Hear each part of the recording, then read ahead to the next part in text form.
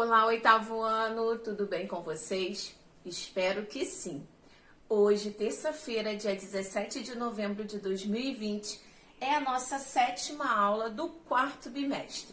Pegue aí o seu livro e seu caderno e vamos dar início à nossa aula de hoje, fazendo a correção dos exercícios da aula passada. Então, pegue aí o seu livro e abra, por favor, na página 94. Essa atividade aqui da página 94, nós fizemos uma adaptação. Então, vocês teriam que fazer, criar aí um ambiente inspirado na Land Art. E teria que fazer essa atividade ou na folha de ofício, colando ali folhas, elementos da natureza que você conseguisse recolher caídos no chão, ou fazer aí no quintal de vocês, como esse exemplo aqui, e tirar uma foto. E aí, vocês fizeram? Ficou legal? Eu vou querer ver, hein? No nosso próximo encontro do Zoom, você vai compartilhar aí o resultado do seu projeto de Land Art com o restante da turma. E desde já, quero reforçar um convite, que eu conto com a participação de cada um de vocês no nosso encontro do Zoom. Então aqui vocês já conseguem ter um primeiro exemplo. Para quem quiser fazer aí no quintal, é só fazer e fotografar. Então aqui, ó, utilizando apenas pedras. Ficou bem legal esse coração aqui, né? Agora eu separei mais alguns exemplos utilizando folhas, sementes, flores. Olha que legal! Então aqui você tem vários exemplos que você, se você ainda não fez, você pode se inspirar em algum deles e fazer. O que você não pode é deixar de fazer sua atividade. Combinado? E esse aqui, olha o tamanho desse desenho aqui. Então, você consegue observar que eles utilizaram ali o elemento da natureza, a árvore, e fizeram toda essa composição, Fizeram essa composição todinha bem realista. Gente, tudo feito ali à mão, utilizando ali os elementos da natureza. E essa obra aqui, vista de um ângulo, de um certo ângulo, você consegue ver cada detalhe. E o quanto é realista nesses retratos. Olha aqui. Muito legal, né? Eu fiquei encantada aqui com esse mural aqui ao ar livre. Bem interessante. Agora que nós já fizemos aí a correção do exercício da aula passada, nós vamos dar início à nossa aula de hoje. E nós vamos começar a fazer a revisão dos conteúdos do quarto bimestre. E hoje nós vamos iniciar a correção relembrando um pouquinho sobre natureza morta, perspectiva e a rapidez da fotografia. Turma, não esqueçam de anexar no caderno todas as informações aqui do meu slide, tá? Escreva direitinho, copie direitinho aí no caderno de vocês, sempre com muita organização e muito capricho. Esses conteúdos aqui nós estudamos no livro de vocês também durante esse quarto bimestre, da página 74 até a página 86. Então, nós vamos começar relembrando um pouquinho sobre natureza morta. A pintura de natureza morta, com a temática de arranjos de frutas, legumes e utensílios domésticos, surgiu no início do Barroco, derivado das pinturas que representavam cenas religiosas em cozinhas populares. Então, o gênero natureza morta iniciou lá no Barroco, quando os artistas faziam pinturas religiosas nas cozinhas populares. Então, ali eles utilizavam as flores, as frutas e também os arranjos para compor aquele cenário. E nesse momento que surgiu o gênero natureza morta. Outros temas que ganharam autonomia nesse contexto do século XVI foram as pinturas de gênero, as paisagens, depois as temáticas de vasos. Então, aos poucos, a natureza morta foi o que? Conseguindo espaço dentro do mundo da arte. Agora eu separei aqui para vocês alguns exemplos de algumas pinturas relacionadas à natureza morta. Então nós achamos, né, muitas vezes nós achamos que quando você observa um quadro de natureza morta, tem que ter ali vários elementos, né? Não necessariamente, vai depender do artista.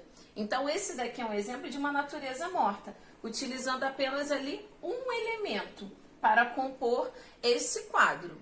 Agora vamos observar outra natureza morta, bem contemporânea, né? Bem interessante aqui, utilizando um vaso bem moderno, utilizando frutas, né, com cores bem vivas.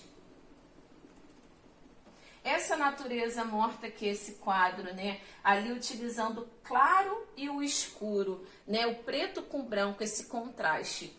E nas primeiras aulas de desenho, as pessoas que aprendem, né, durante o curso de desenho, tem uma certa etapa que eles precisam desenhar ali natureza morta. E geralmente eles fazem assim, utilizando apenas o preto e branco. E que é a aula de desenho de observação. Então eles fazem ali, né, o seu cenário e observa cada detalhe. Esse aqui que é um pouco mais antigo. Então o gênero natureza morta, ele tá desde lá, né, do tempo do barroco, e até hoje muitos artistas ainda retratam esse gênero de pintura. Por mais que existam registros anteriores de pinturas com estas temáticas, como em murais da Roma Antiga, é no Barroco que elas adquirem destaque enquanto categoria independente. Mas foi apenas no século XVIII, em meio ao surgimento da disciplina de estudo científico História da Arte, que estes foram considerados gêneros de pintura. Tá? Então foi a partir mesmo do século XVIII. No século XVII, a natureza morta era considerada de menor importância em relação às pinturas históricas, mitológicas e religiosas, e tinha um menor preço no mercado. Era vista como uma pintura apenas decorativa, e mesmo nos lares dos Países Baixos mais humildes, ocupava os cômodos de menor importância. A venda do quadro era de preço baixo, e quando eles estavam assim, os moradores compravam, eles colocavam até nas casas mais humildes, eles colocavam o quadro nos cômodos de menor importância. Então era um detalhe sim que chamou a atenção de muitas pessoas, muitos críticos, né?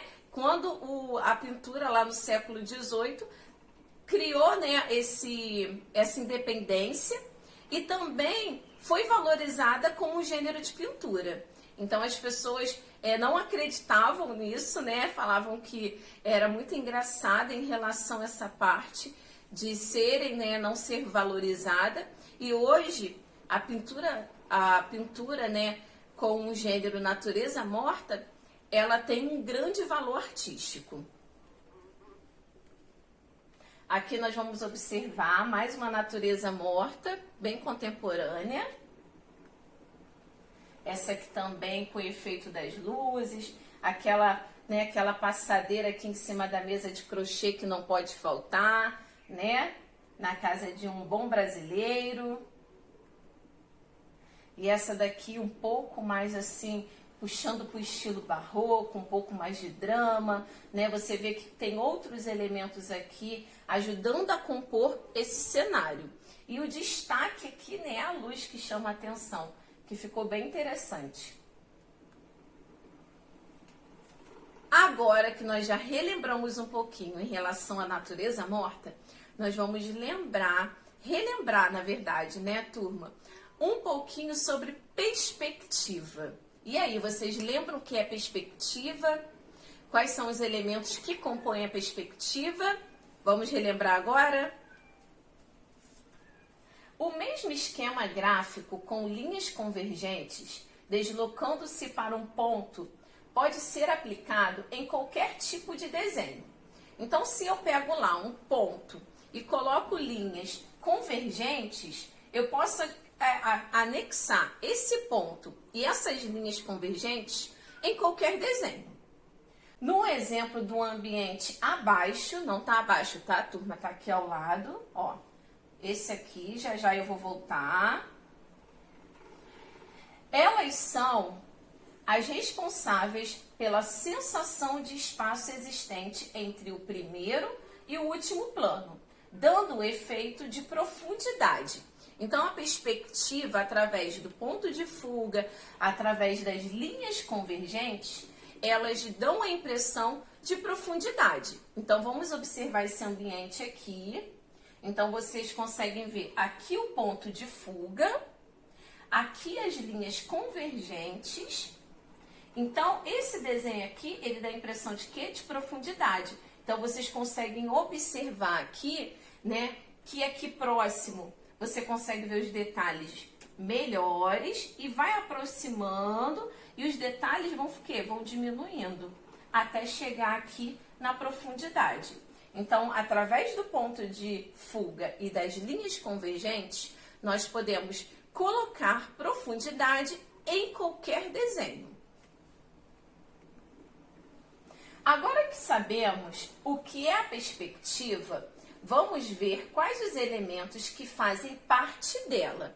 E aí, vocês lembram? Sim, né? Mas vamos relembrar mais um pouquinho.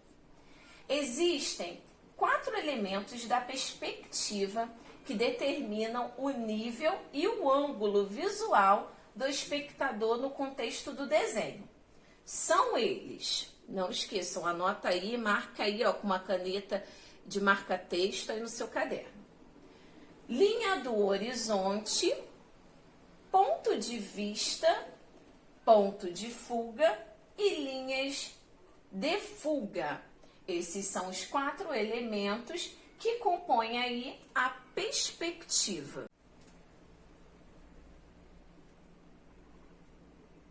Agora eu separei aqui mais uma imagem para vocês conseguirem observar, né, aonde a perspectiva está presente. Então aqui, a ideia de profundidade, você consegue observar aqui o ponto de fuga e as linhas que compõem, né, esse desenho para você conseguir dar essa impressão de profundidade, essa ilusão óptica, né, que a perspectiva consegue fazer com os desenhos. Então, usando todos os elementos da forma correta, você consegue sim trazer, né, a sensação de profundidade para qualquer desenho. Aqui nós temos mais um desenho com a perspectiva. E vocês conseguem observar, eu separei esse desenho, porque geralmente o ponto de fuga está lá no fundo do desenho. E no caso desse desenho aqui, o ponto de fuga, ele está aqui. E você consegue ver a perspectiva, porque olha aqui como vai diminuindo. Então, ó, aqui você consegue observar os detalhes. E olha aqui, ó, até a calçada.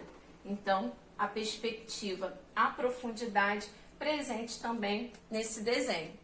Bem legal, né? Agora que encerramos aí a parte de perspectiva, vamos relembrar também sobre a fotografia, tá? Esse processo aí da fotografia e alguns detalhes importantes. Podemos dizer que a definição técnica da fotografia é a captura de imagens por meio de uma exposição luminosa em sua superfície fotossensível. O primeiro registro que se tem conhecimento na história da fotografia é de Joseph Niepce, o francês que capturou a primeira imagem no ano de 1826. Soma-se a isso o processo de evolução que ocorreu nos anos seguintes, para que fosse possível criar fotos como nós conhecemos hoje em dia. Então aqui vocês têm aqui a imagem do francês e a primeira foto, olha só, gente, a primeira foto Vocês conseguem observar aqui o ambiente? Vocês conseguem, observando essa imagem, identificar em que local é? Não é fácil, né? Então, foi por conta mesmo desse primeiro experimento. Então, saiu a primeira fotografia e esse primeiro experimento, né, fez com que outras pessoas se interessassem em melhorar aí a fotografia. Aqui mais uma imagem, essa aqui já dá para ver melhor. Ó, você consegue ver, né, que parece que é num lugar assim, com uma vegetação. Você consegue ver que parece aqui uma mesa e com alguns elementos aqui, ó, uma garrafa, uma taça, né, parece aqui uma tigela, talheres. A história diz que cientistas nos campos de química e física tiveram papéis muito importantes para o desenvolvimento da fotografia. Além do francês Joseph, outros nomes foram fundamentais no começo da história da fotografia, como Daguerre. Com o passar dos anos, no entanto, a essência da arte de fotografar não mudou muita coisa. Claro que, como todas as áreas, a fotografia sofreu mudanças, devido principalmente aos avanços da tecnologia que presenciamos na era moderna. Isso fez, por exemplo, que as fotos tenham uma resolução maior, uma maior realidade de cores, além de sua qualidade final. Então, esse processo ele foi ganhando melhoria e hoje nós podemos ver aí, né, como a fotografia avançou em termos aí das cores, né, de uma maior qualidade. Então, nós podemos observar, né, até câmeras que não são profissionais, né, que tem uma boa qualidade, que são câmeras de celulares que você consegue fazer uma fotografia ali. Não é uma fotografia profissional, mas é uma fotografia muito bem feita e também você consegue observar ali elementos. Então, tem a questão ali de profundidade, né, em algumas câmeras que tem esses recursos que se aproxima um pouco da profissional. Não chega a ser uma foto profissional, mas se aproxima um pouquinho. Agora, vocês lembram de Daguerre, né, que é um nome fundamental aí, né, no desenvolvimento da fotografia? Então, esse aqui é o Daguerre. E algumas de suas imagens, já quando Daguerre, ele pegou ali o aparelho fotográfico e deu uma melhoria. Olha a diferença das primeiras fotos, né, que nós observamos lá, ó. O primeiro registro fotográfico para esse aqui, ó. Melhorou bastante, não é verdade? Então, aqui vocês conseguem observar os elementos aqui, né, do cenário na qual foi fotografado. Mas deve-se ressaltar que os pioneiros na fotografia sempre buscaram que esta fosse uma forma de expressão acessível para todos.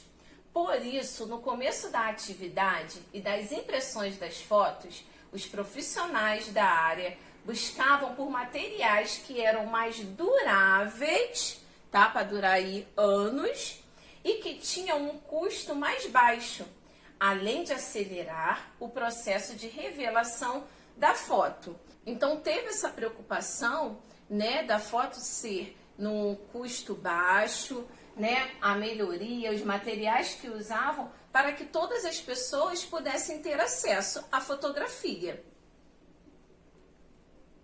A primeira foto colorida saiu em 1907, mas especialistas dizem que até hoje a escala dos tons preto e branco ainda possuem uma qualidade muito maior. Então nós podemos observar, né, que o preto e branco, a foto preta e branca tem o seu charme, a colorida também, mas eles falam que o preto e branco possui uma qualidade muito maior. Então aqui, ó, vocês vão observar a primeira foto colorida. Olha que legal. Ficou bem interessante, né? Aqui vocês vão começar a observar as fotos coloridas. Só você ver que hoje em dia você consegue, né, ter uma foto com as cores bem fortes, pegando ali cada detalhe daquele elemento que você vai fotografar, e aqui vocês conseguem observar. Então as cores aqui, elas não ficam vivas nem fortes, mas você já consegue observar um colorido. Essa daqui já tem um colorido um pouco melhor. E o destaque até, né, a questão aqui da profundidade, né, que hoje em dia alguns aplicativos aí na câmera você consegue fazer, né, essa profundidade e dar destaque aqui a algum elemento. Com a chegada da fotografia digital, muitos conceitos acabaram sendo alterados. Por exemplo, hoje as máquinas fotográficas estão cada vez menores e mais fáceis de manipular, sem perder, no entanto, a qualidade da fotografia. Voltando um pouco no tempo, porém, o desenvolvimento da foto colorida foi um processo difícil antes de ser bem sucedido.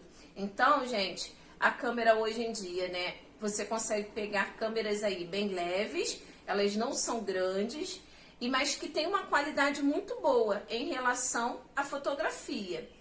E o processo da foto colorida que nós observamos aqui, até chegar nesse resultado aqui, foi um processo aí que bem difícil, que deu muito trabalho. Até hoje, né, conseguimos fotografar aí colorido. Nos dias de hoje, o advento da internet foi um grande facilitador para as fotos, principalmente para o seu fluxo e para a sua popularização, já que hoje qualquer pessoa com o celular, né, o que nós falamos, ou uma máquina simples pode tirar uma foto, porém nem sempre com a mesma qualidade de um profissional, tanto técnica quanto em qualidade. Então, aproxima-se um pouco, mas acaba não se tornando uma foto aí profissional, né? Por questão da qualidade e da técnica. Agora eu separei aqui várias imagens da câmera fotográfica aí no seu momento de desenvolvimento. Então, vocês vão observar, olha quantos modelos de câmeras fotográficas nós tivemos, tem muitos outros, tá, gente? Se eu for colocar aqui, nós vamos ficar o dia inteiro observando, porque tem muitos outros exemplos. Mas eu separei alguns aqui para vocês observarem, né, a diferença de uma máquina para outra. Então, esse design foi ganhando destaque, né? Eles foram observando elementos que poderiam ser retirados ou acrescentados. Então, aqui, ó, vamos observar. Né? Olha a diferença, gente. Então você vê aqui uma caixa, poucos elementos, e aqui você consegue observar mais detalhes. Olha aqui que legal para fazer a questão aí da luz, trabalhar a luz. Aí você consegue observar a máquina tanto digital como analógica. Essa daqui, ó, já é estilo. Essa daqui já é... Não, essa não, gente, peraí. Essa daqui já é estilo analógica. E aqui a digital. Olha que legal. Então, são muitos modelos, né, que vocês conseguem achar aí no mercado e achar espalhados aí pelo mundo. Mas o importante é fotografar e registrar aquele momento tão importante, né, seu com a sua família, para que num futuro breve as outras gerações tenham acesso a essas fotos, né, a esses registros, e ali conseguir observar, né, os detalhes. Eu particularmente gosto muito de pegar o álbum de fotografia da minha família e observar lá, né, antigamente, a questão das vestimentas, dos cortes de cabelo e dos momentos legais ali, porque você relembra um pouco a sua infância. É bem interessante. Agora que nós já fizemos aí a revisão dos conteúdos, é o momento de fixar esses conteúdos mais um pouquinho, respondendo aí no caderno de vocês esses exercícios. Turma, lembrando que vocês precisam copiar as perguntas aí no caderno de vocês e responder também no caderno. Número 1. Observe a imagem abaixo. Essa imagem. Cite 2 tipos de perspectiva.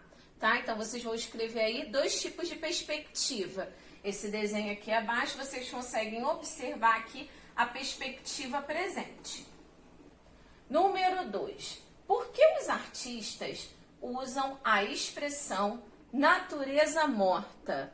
Anotem aqui. Por que, né, surgiu a expressão natureza morta? Fácil, hein, turma? Número 3.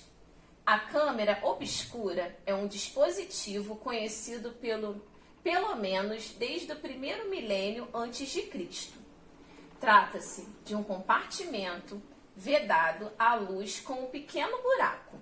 Quando esse buraco é aberto, a luz refletida pela cena do lado de fora passa por ele e projeta a imagem na parte de trás, no interior da caixa escura.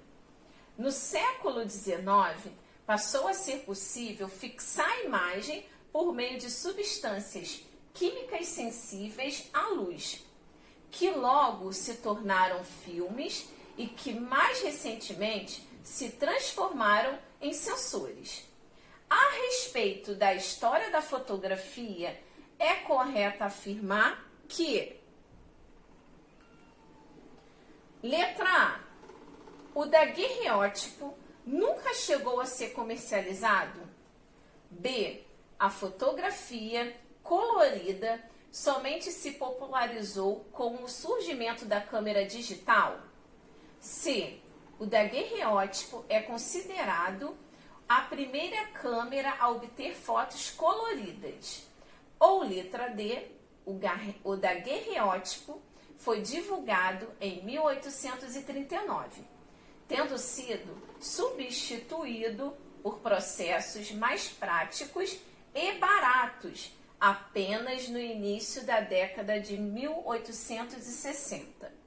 Então, vocês irão marcar a alternativa correta em relação à fotografia. Então, qual alternativa aqui é a correta? Letra A, B, C ou D? Fácil, né, turma?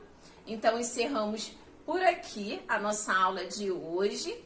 Façam todos os exercícios sempre com muita atenção, muito capricho e muita dedicação. Nos vemos semana que vem, turma. Fiquem com Deus, uma terça-feira abençoada. Tchau, tchau.